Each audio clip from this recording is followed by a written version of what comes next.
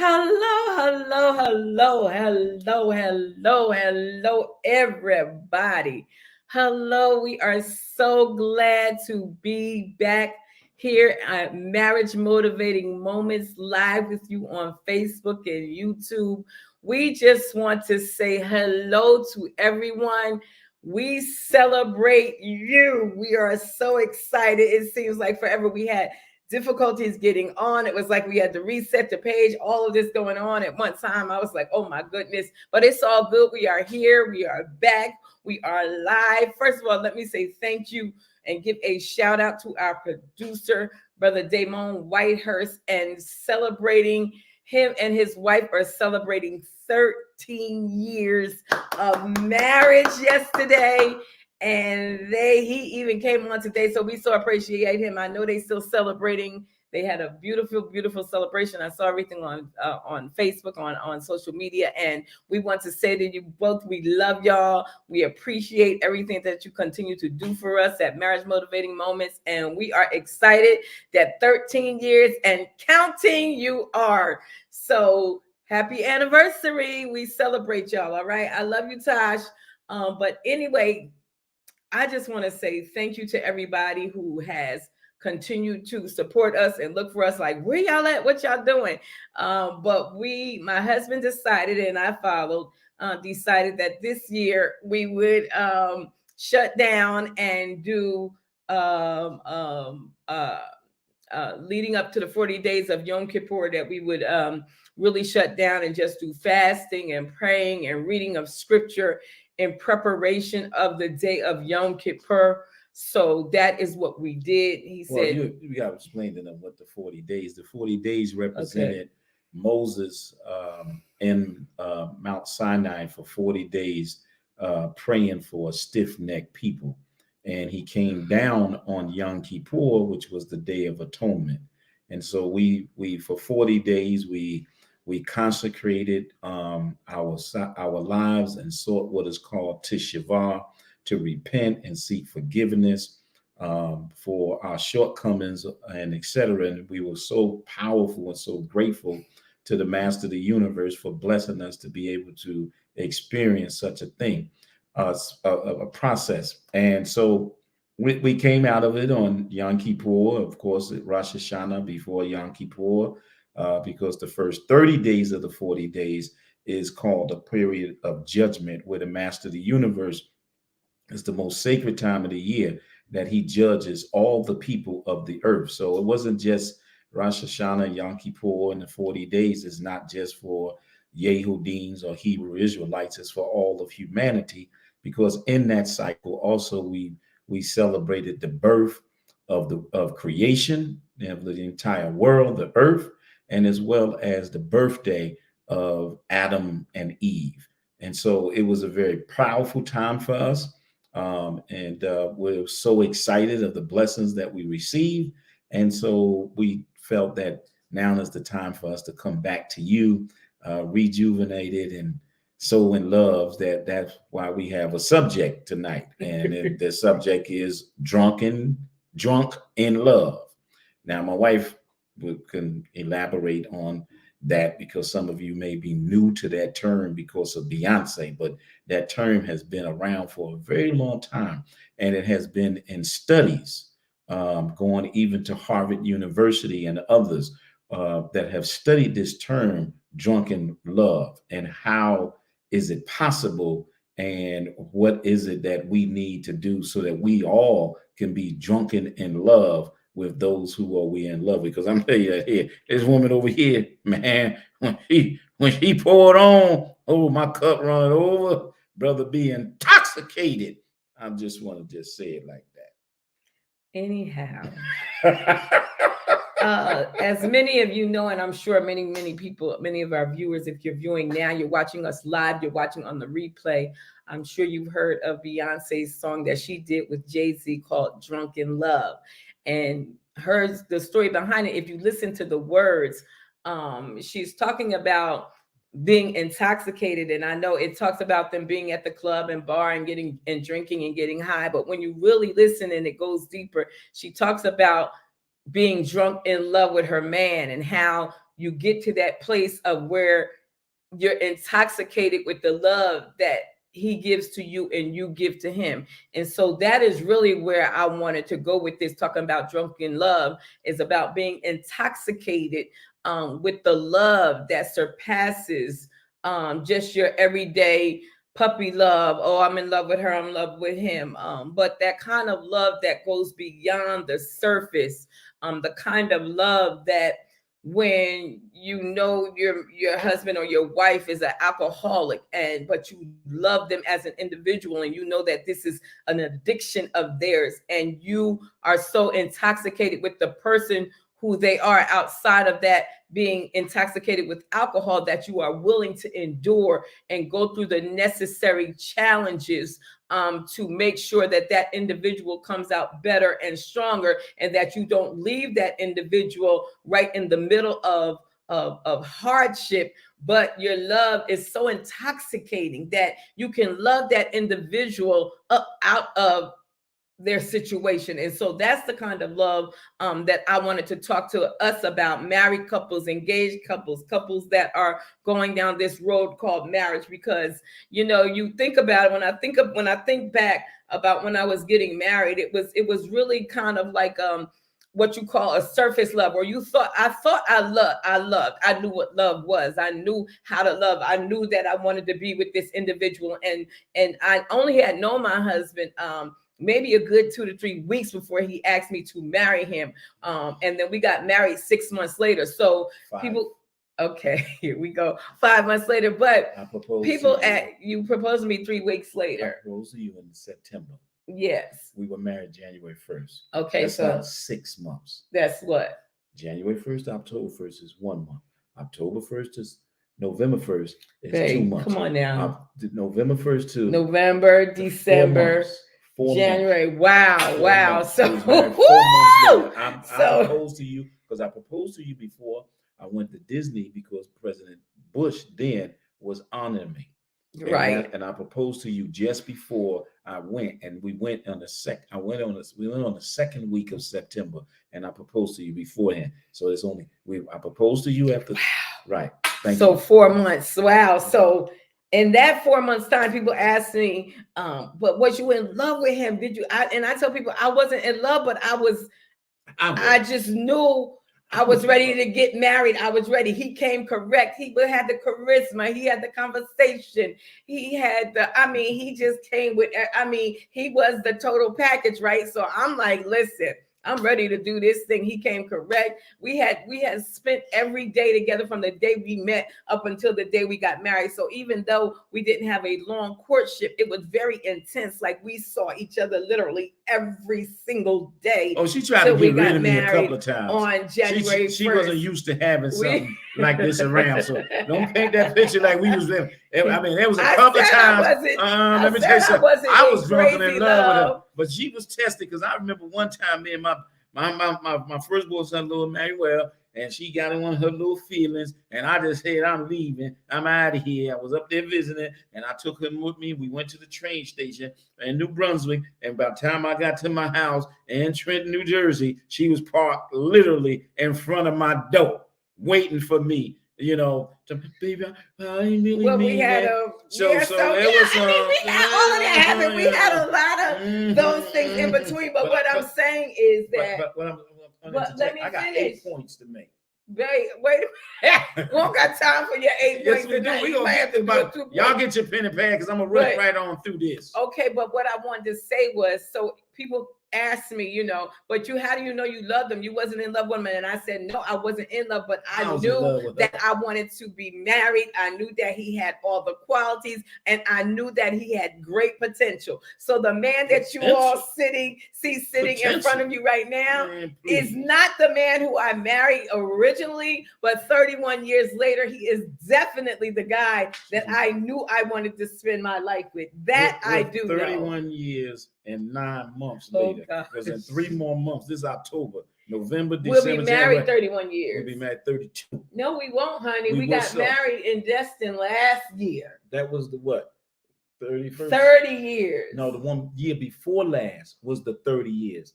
This something when we what, went what back. did we do this year when we got for our anniversary? We went to. Oh, we went to Vegas. Is this 32 years? Yes, it's 32 years. No, See, they be thinking the man don't know how to count. I know how to count how long I've been with this thing right here. Are you sure? I'm positive. 32 years? Yeah, before. We got married at 19. Help me out, y'all. Whatever. We got married at 19. She ain't going to take away my time. So she going to say I take too much. Now, my first point is. We got married in 1991. What about your math y'all later? Count how many years that is. No matter what it work out, I still got a year for pain and suffering. But anyway, but the point I want to make is this. One of the points I want to make about this drunken love, because when she told this to me, she said, babe, we're going to have to talk about drunken and love. I said, yeah, that sounds like a good one right there. Because can you trust the drunk words that come in drunken and love? Can you trust? Now, you know, when a person is intoxicated, you know, they say, you know, when they're intoxicated and they start talking stuff, that's what they really feel that they don't tell you when they're not intoxicated. You see what I'm saying? So you get somebody who is always quiet, they get some liquor in them, boy, that joker light up like a preacher on a Sunday and he happy.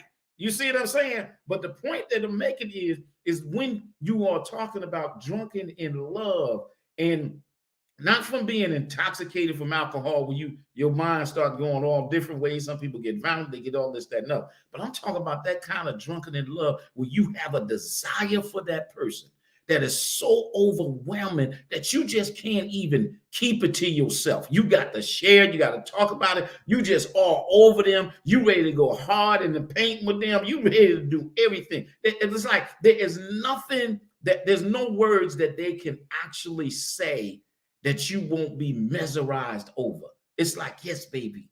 Or it's like, yes, can you regain that kind? And I mean, back in the day, when I grew up, I ain't trying to tell you my age because I stopped counting at 35, and I know I still look good. But the point is, when you get to that point where we was young, we used to say, man, you shot out over her. Girl, you shot out over him. You know, can you return to that kind of love? Have you ever experienced that kind of love for your mate, for your wife? Have you ever, or for your man? Have you ever? And can you regain, based on everything you've been through, through all of your life, good. Can you regain that kind of drunken in love, that kind of being shot out, that kind of, I just can't get enough of you.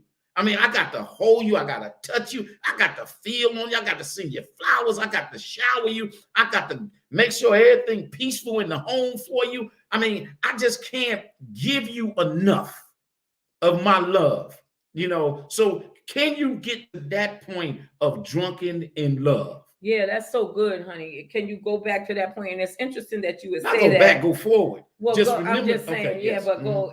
It's interesting. I was saying just go back to that point because it's interesting that you would say something, because I was just talking to another lady friend of mine, and she was talking about how even in her relationship, and she's been married close to 30 years, that it's not there. Like it is almost like the salt has lost its savor. You know what I mean? So how do they get back to where they were? How do they get back to wanting to be with each other constantly and spending that time together? One thing is, how do you get back to it is how do you recreate having that kind of desire, you know, for that kind of intimacy, that kind of sexual activity, that kind of romance, that kind of care, that kind of longing for each other. Like, you just left out the door. I just miss you already. You ain't even got 3 blocks away, but I just miss being out of your presence. And see, let me tell you something.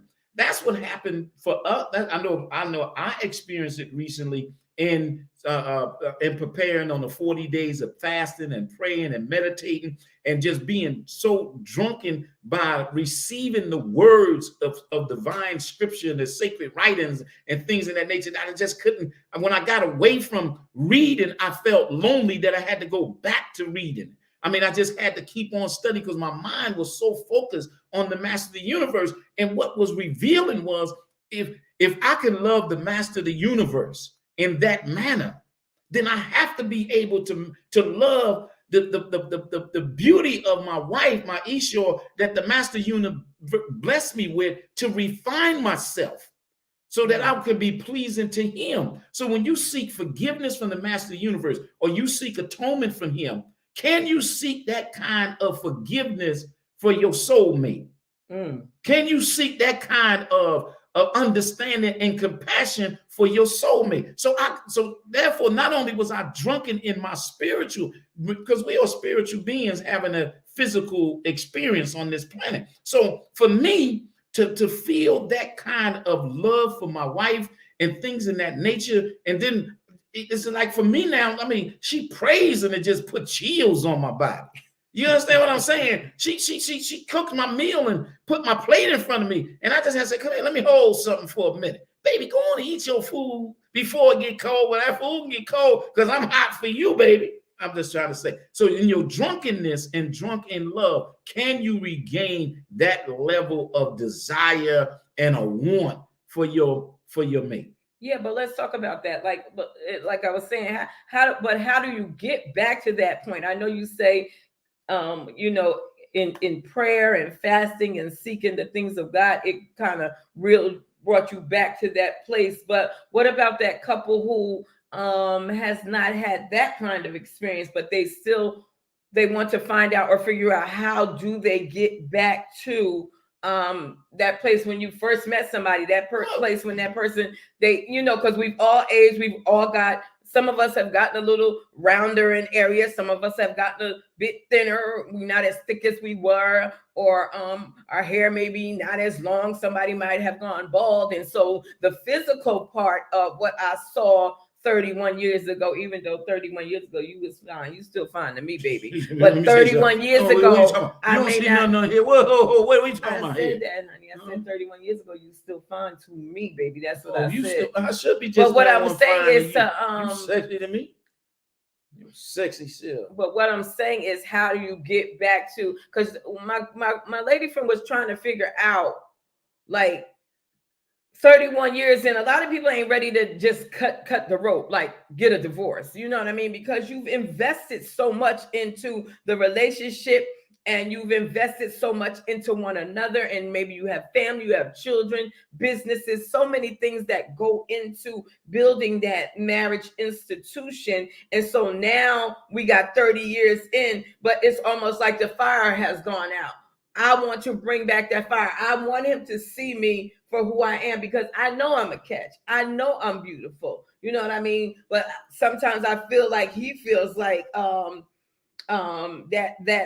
I'm like he's the blessed one. No, we both blessed. You know what I mean? No, we both have it going on. And so that we need to ignite that in one another so that we can continue to build this institution that we already have. And so for the men, how do you, I can tell a woman how to get back to that, but how do you tell a man, a man's man who has built his family, he's been the provider, he's been a great father, he's done all the things right, but now the focus needs to be back on me or back on us. How does he get back to that? Well, I think that first the man has to clean up his gates. He got 7 gates to his soul. And he has to refine himself and say, okay, I'm going to hear the things that are good for me and my house, or me and my wife. I'm only going to hear and look for the good in what I hear in these 2 gates. I'm going to look at only that to which I desire to be from my wife and from nothing else. I'm going to speak only for the good of me and my wife. And then I'm going to smell and seek only her fragrance that just makes me just so gullible to her. So when a man, and I want to give it to you in that illustration, because a man has to guard his 7 gates. Now he has to also understand, say like a drunken person may tell you, now a drunken person, they don't let out their feelings, okay, when they're intoxicated. I mean, they don't tell you about their feelings. Some people don't tell you about how they feel about you when they sober. But when they drunk, they tell you how they feel. Mm-hmm. And then when people hear it when they drunk, then they be like, well, the next day, well, last night you was talking about how much you loved me and how much you was wanting me and this, that, and the other. But then the next day, you forgot all about all that loving, caring that you was doing last night when you had that toxin, when you had that alcohol in you. Because some say, you know, there's certain alcohol drinks like That's Patron and this, that, and other will make you horny. You understand what I'm saying? So Joker can get horny off of certain drinks, and then they ready to go, they ready to bust them sheets right? But then the next day, they back into that old attitude. They forgot all what they let out and things of nature. But when you are drunken in love, you remember that each and every day. What you said, you can explain why I love you so much because I'm so drunk.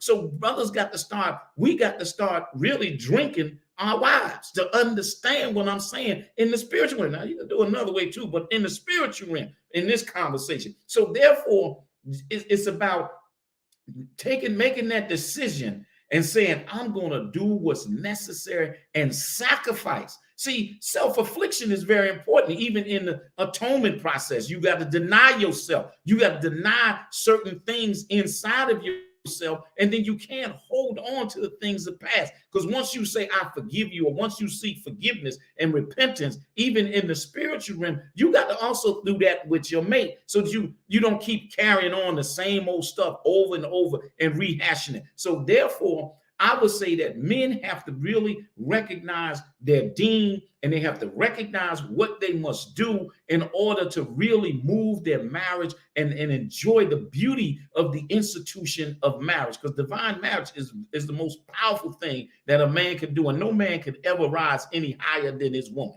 So therefore, he must understand that she is here to help you refine yourself, brother, but you got to stay focused on what you need to be about. So, you know, so for my answer to men is that you got to man up.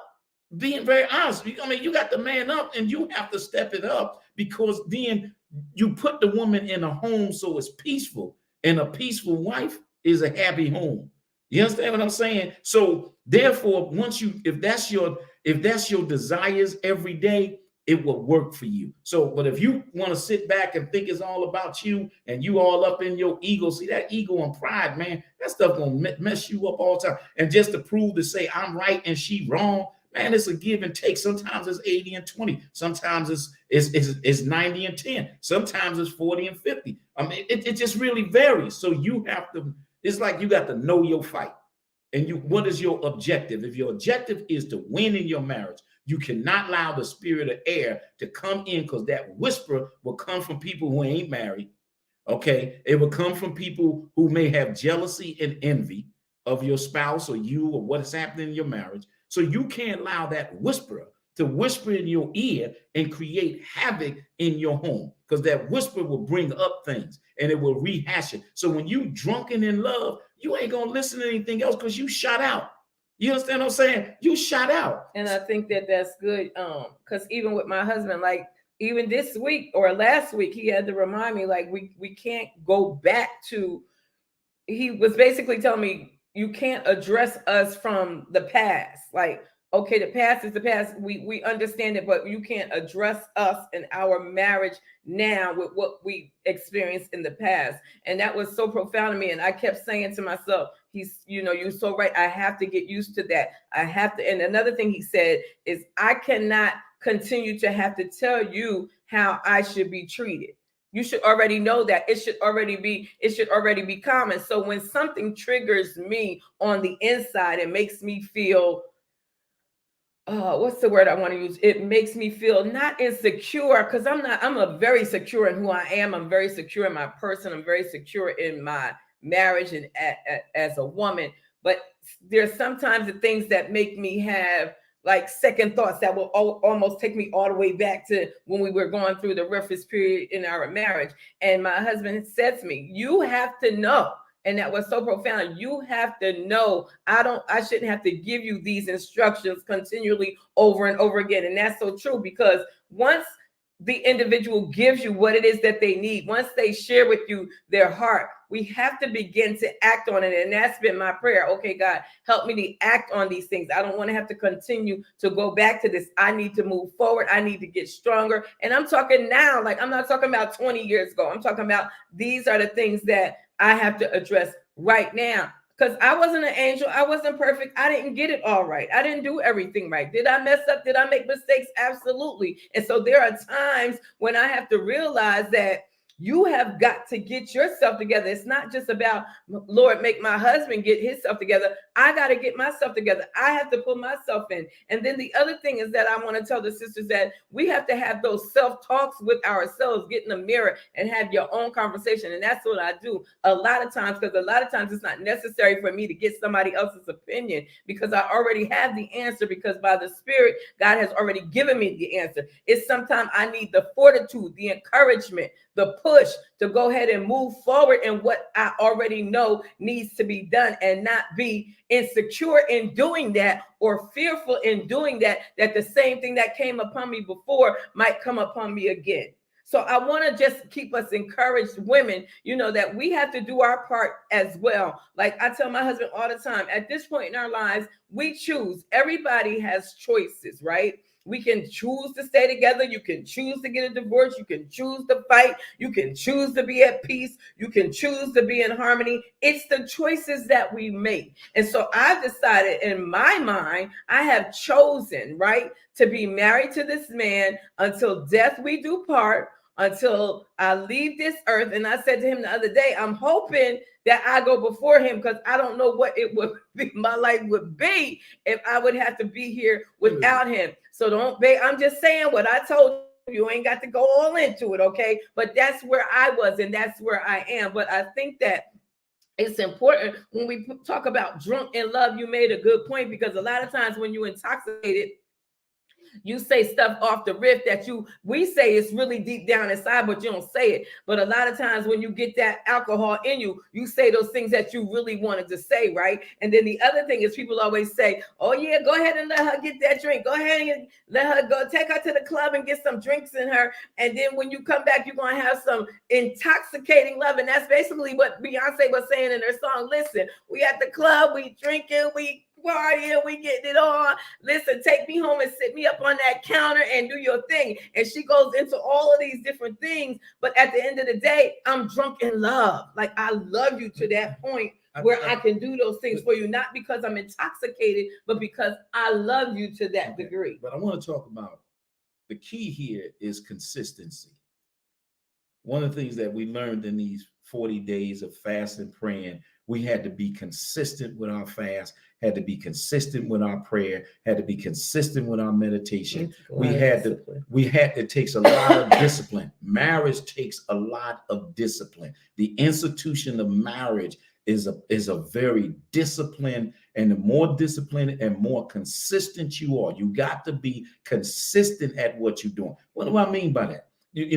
Your time together. You have to be consistent, that your priority on your day is not it's Sunday, it's Monday, Wednesday, thank God it's Friday. You understand what I'm saying? But then what is it that you're thanking him for? What is it that you're looking for? Your priority should be the consistency. Oh, I can't wait, because me and my booby, me and my wifey, we gonna do it. Oh, me and my hubby, we gonna do X. It's our Wednesday to do this. Oh, I just can't wait for it. It's our Thursday to do this. It's our Monday to do this. It's whatever it is. It's our weekend. We gonna be doing this, that. Cheryl, what you doing? I'm with my husband. We'll talk to you later. See you in a week or two. So that therefore you doing things together consistently. Now, there's no, I can't tell. I said this to my wife before. There's no death do us part. First of all, she came back here with me by choice. Now, she said, if I got to come back here, she ain't coming back. She going to wait for me up there. But most women come back to help the man refine himself. So therefore, you want your cup? Okay. But anyway, but the consistency. So therefore, what I'm saying is that there's no death do us part. That's not true.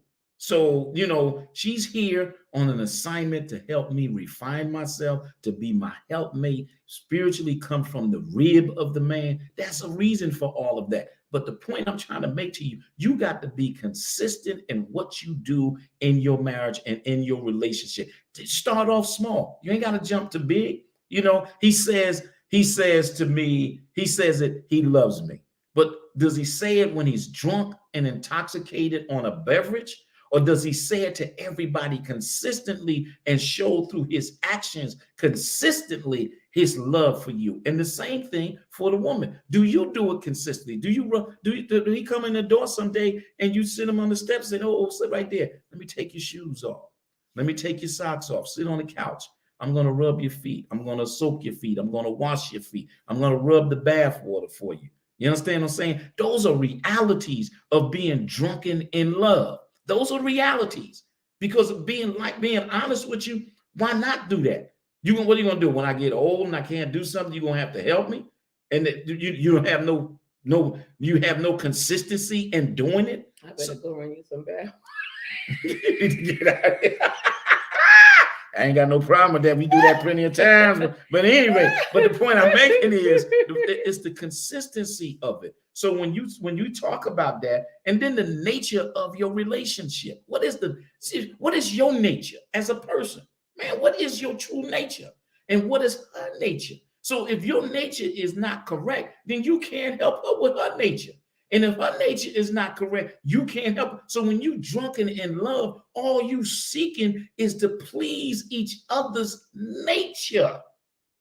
That's all you seek. You seeking to please each other's nature. So you got that kind of intoxication for each other. And when you're looking to please each other's nature, you are very sensitive to that person. You are looking for the good from that person because you do not see any bad in that person. You forgot because you sought real forgiveness and repentance. So not only did you forget, but you forgot. You understand what I'm saying? So when you get drunken in love, that's the kind of nature. Because when you get drunk in alcohol, it does something to the brain cells and it does something in your nature. Now, it can bring out a certain kind of nature, but when you drunken in love, it's going to bring on a whole nother kind of nature, and you're going to seek the purity of that love in that person. I agree. And I think that the other thing is that if it's not there, oftentimes when things are not there, that I need to be there in my marriage and in my relationship, I pray. I'm a prayer warrior. I will pray.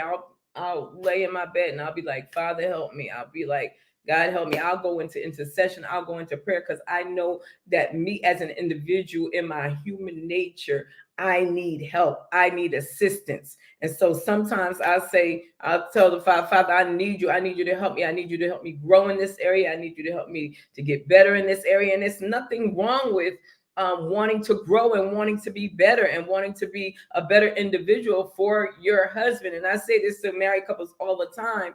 It's really about you, the mates, right? Because when we're good, when we're in harmony, when we're on one accord, our whole household is going to benefit, right? So it doesn't really, I want to do this because of the children, and I want to do this for the sake of the business, and I want to do this for the sake of the grandchildren. No, do it for the sake of the marriage and the relationship that you want with the partner that you chose to be married to. Because a lot of times people say, well, God put us together. Listen, I don't believe in God put us together. I just think that shit. Because if God put you together, then when people say that and then they turn around and get a divorce, and I say, oh, well, God, I guess God decided y'all needed a divorce. So let's stop it, right? So let's just say that we chose one another, right? And we wanted to be together. And so in that choice, we have to ask Almighty Father to help us to become those individuals that we really truly want to become. And first of all, who he wants us to be, and then the person that we need to be to our mate. Brother Darrell said that it has to go back to the first step, or getting back to where the beginning, we're getting back to the beginning. And I think that even more so than just getting back to the beginning, because sometimes the beginning was rocky. Like, I think even our beginning was rocky. I think I threw my ring out. My husband asked me to marry him. I threw the ring on the ground somewhere. I asked you to marry? No, not when you asked me. I had the ring. You had an attitude. Yeah, I got mad. I was upset about something. No, you found it. You doing all right. I paid that money for them diamonds. I didn't start off with. It ain't this one, but it was a nice one. It was very clear. I threw it. I was upset. I was crying. Mm-hmm. And then and it was dark outside. It was at night. And he went back and he found the ring. I don't know how he found it. But my point is that I can see in the dark. A lot of times, even in the very beginning, it wasn't or I just want to be with him Well, that's why 24/7. I people- can't, you know what I mean? But people got to, the man and the woman has to also look at, do they still love each other? Yeah. They got to have an honest conversation. Yeah. You know, do they still love each other?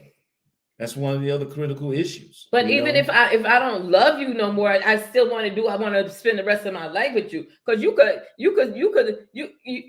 to me, you will always love that individual. The question is, do I like you? Do I want to spend time with you? Do I like even being in the same room with you? Do I like sleeping in the same bed that you're sleeping in right now? I don't really like you. I don't want to be around you. Wait a minute. Are you drunk now? You trying to say something out here? I'm not saying about us, but this is Clear that up. Okay, I'm not talking about you and I, baby. Okay, But I'm you just saying giving an there example.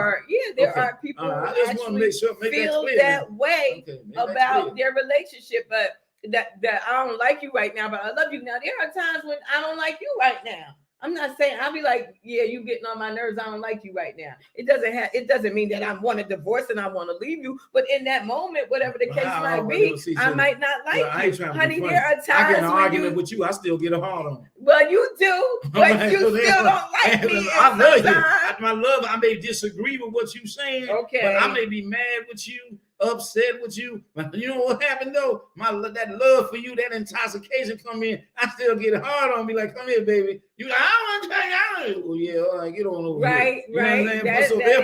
So therefore, I'm just trying to say. Now, I don't know if I'm the only one like that, but because I know that heated words and can bring on the wrong kind of reaction. So in the midst of it, you still got to rebuke it, because you're going to be tested and tried. Trust me, with a blessing, going to be a trial and a test. So marriage is a blessing, and you're going to have trials and a test. And the question becomes, are you intoxicated enough that you can withstand the storm? Because you're going to have some trials and you're going to have some storms. And a lot of people don't tell you the kind that you're going to have. Nobody knows what your story going to be. Nobody can tell you where your marriage is going to end up. But you got to be the one to say, I'm going to be consistent and I'm going to put the work in necessary that I can withstand anything that comes at me. And that's why they say, and it's real, a family that pray together, they make salat, they daven, whatever your persuasion is. So therefore, you got to be willing to be strong enough on your deen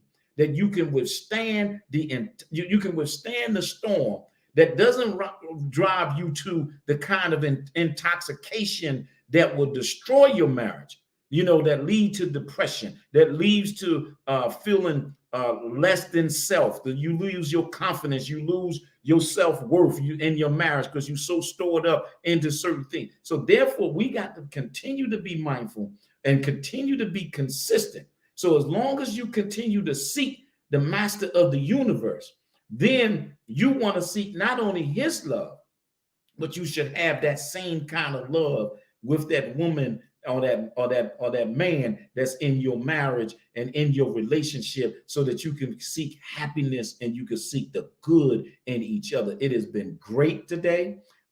We thank you for this time and coming before you. Yes, and we got on a little late. We do apologize. But we normally get on at 7 o'clock, but we still ending at 8. So we're keeping it under the time, but we're going to be back. What's going to be our subject in 2 weeks? What are we going to talk about? I don't know, but we will be back in 2 weeks. And I want to say, while he's looking that up, I want to say thank you to those of you who have joined us on tonight. Thank you to those of you who have joined us on tonight. Thank you to those of you who will watch this on the replay or on YouTube. We want you to please comment, tag, like, and share. Please hit us up on either one of our pages, Messenger. You can hit us up on Instagram. You can DM us. You can message us with some subjects and some topics that you'd like for us to discuss. Somebody asked me even about, can we do a show and bring people on from like if somebody's on Facebook, can we hit a button and pull them on? I'm going to talk to our producer about that, because to engage people in the conversation and actually allow you to come on screen and make your comments or say something on our live. And so we're going to look into doing that. We want to continue to do this until God tells us otherwise. But again, I want you to know that we don't take it lightly. For those of you who who do come back and watch us on the replay, who do comment, who do hit us up, who do encourage us and tell us to keep going. Thank you, thank you, thank you to those of us who encouraged us to say, hey, yay, we glad y'all coming back. We missed y'all. We missed y'all too. We missed y'all too. And we pray and hope that we have become better individuals and that we will have much more to give and to pour into you, pour into your relationships, pour into your marriage so that you can continue to grow and be great. And so that we can turn the divorce rate around by just encouraging other people and keeping it 100 and keeping it real. So for this, we say thank you. We're going to go, but please join us next time, November the 1st, right? November 1st, 7 o'clock p.m. Here on Marriage Motivating Moments. Marriage Motivating Moments. Y'all have a good evening. God bless. Bye-bye.